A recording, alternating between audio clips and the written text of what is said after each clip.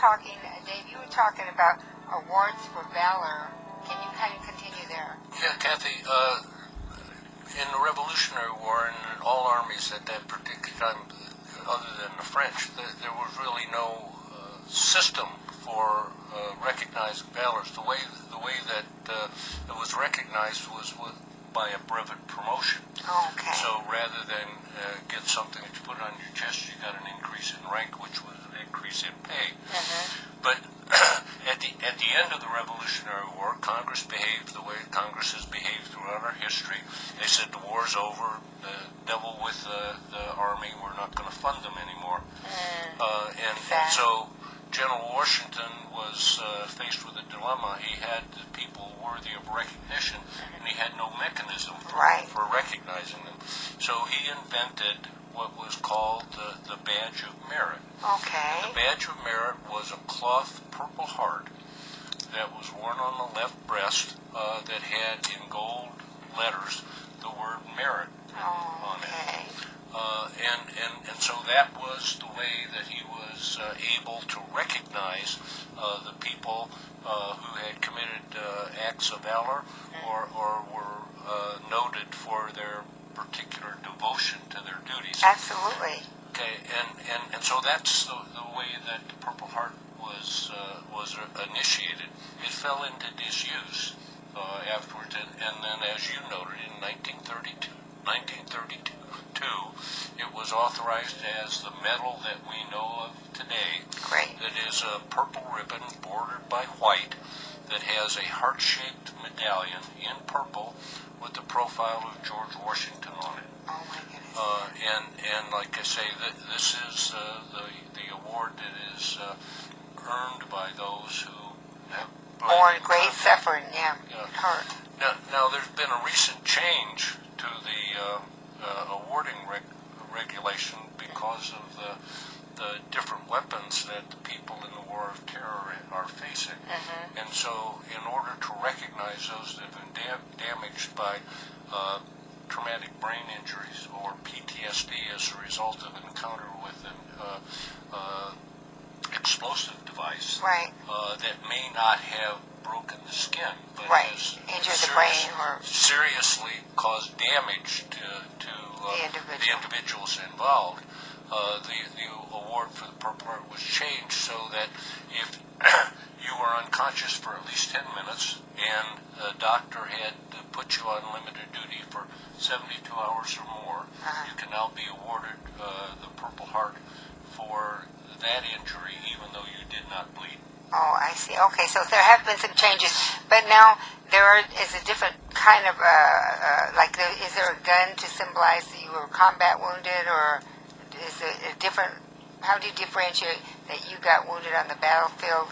Again, and he got wounded too, he just didn't bleed. Yes, not all wounds are visible. I got you. There are emotional wounds. Absolutely, obviously. PTSD. And now the Army has recognized a new class of physical injuries, traumatic brain injury, and also concussive issues. Good, that's good.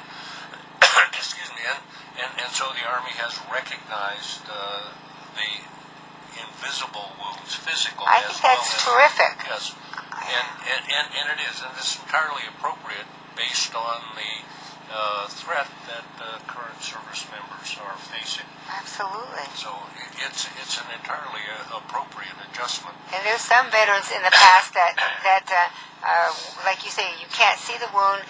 There was a bomb fell next to them 5 feet, and that concussion of that bomb, where their brain was traumatically injured. And like you say, they somehow are walking through this life still uncompensated. Maybe now they can be steered to a claim or something. Yeah, the difficulty with that is that the doctor's recommendation that you be on limited duty has to be entered in your official medical records. And because of the lack of the need to document that, I'm afraid that they'll have a hard time trying to get help. The people who were overlooked in the past will remain overlooked. That's sad. But I'm glad they're, at least going forward, they're looking at that and going to take care of our veterans no matter what. Absolutely. Okay, now he's told us what a Purple Heart is, so we're going to have him take us to the Purple Heart Plaza in Henderson and discuss a Purple Heart monument there. Talk about that a little bit. Well, as I mentioned before, Henderson is a very veteran-friendly place to live. Under the leadership of Mayor Marsh and the City Council and all of the employees that were involved in that, the City of Henderson about 2 years ago decided to, as part of their Water Street upgrade, to build a park in downtown Henderson. And they very graciously decided to dedicate that park to the people who had been awarded the Purple Heart. So at the intersection of Pacific and Mission is the park that the city erected in honor of people who had received the Purple Heart. As a matter of fact, Mission carries a subtitle of Purple Heart Way. Okay. On that, and by the way, that intersects down by the El Dorado Casino with Purple Heart Street. Lovely. That's good. That Henderson had renamed Atomic Street about 3 years ago. Okay.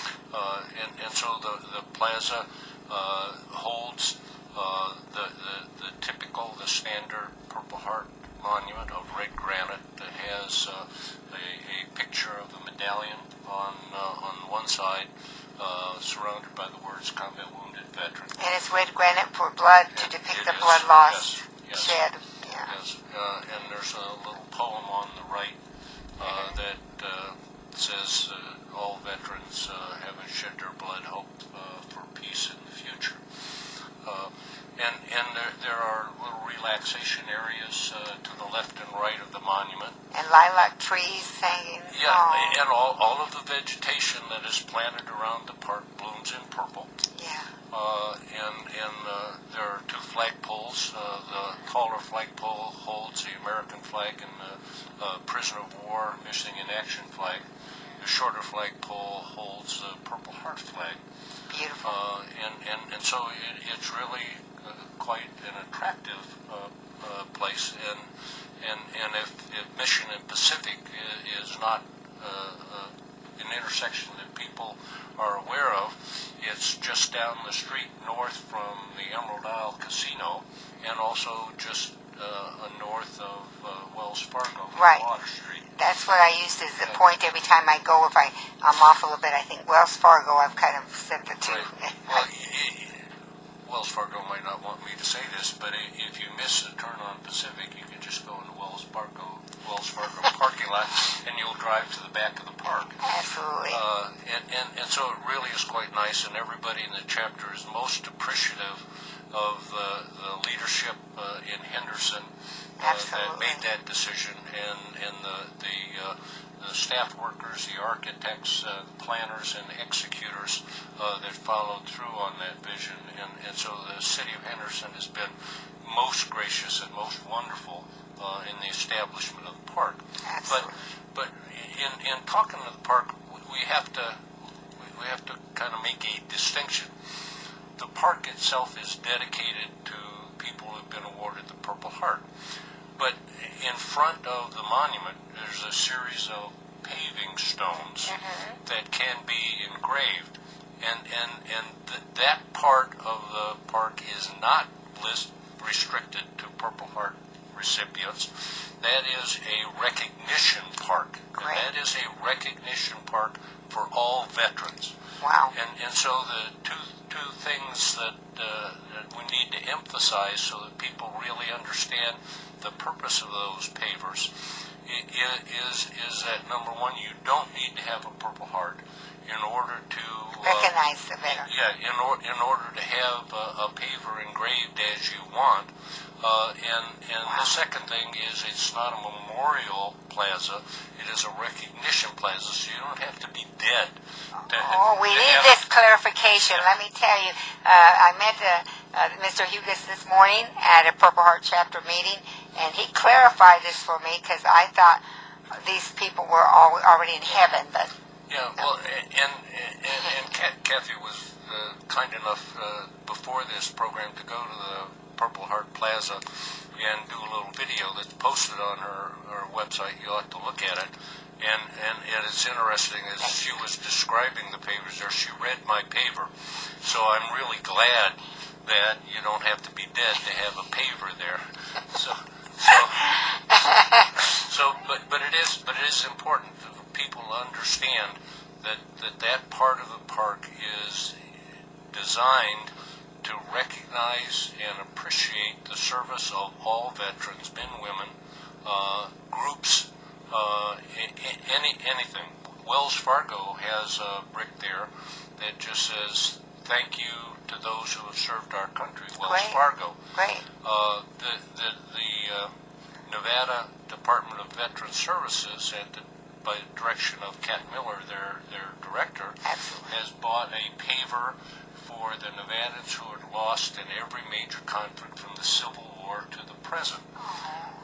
That's great. Our commander, Dan Peterson, bought a brick for all those people who were shot down with him on his aircraft when he was flying in Vietnam. And so it can be a group. You can recognize groups of people who have serviced. I personally have recognized those people that I lost in Vietnam as commander of Charlie Company of 1st Wolfhounds, and also associated with that group. Unfortunately, it's too large; it's 5 people. But associated with that is a brick dedicated to my wife.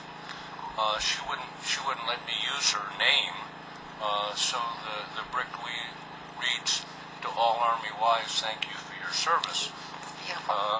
So we need to recognize that families of service members also sacrifice and also serve. Absolutely. And that was just my effort to recognize and appreciate the contribution that my wife has made for me and the way that she has helped me during my career, both military and civilian. Wow. And so the only limits on the inscriptions on it is it has to physically fit on the brick. Oh, excuse me. We want to continue. I want to ask more questions about this. We're going to break right now. We'll be right back.